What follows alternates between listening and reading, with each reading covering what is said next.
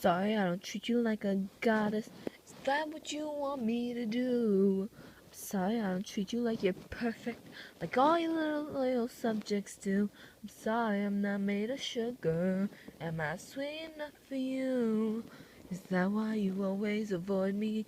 I must be such an inconvenience to you. Well, I'm just your problem.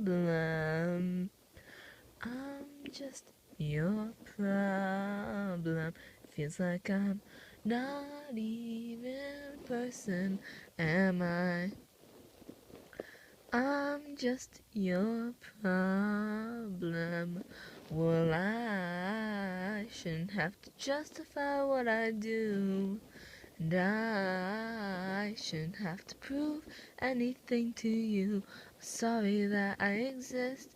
Forgot will land me on your blacklist. But I shouldn't have to be the one who makes up with you. Well, why do I want to? Why do I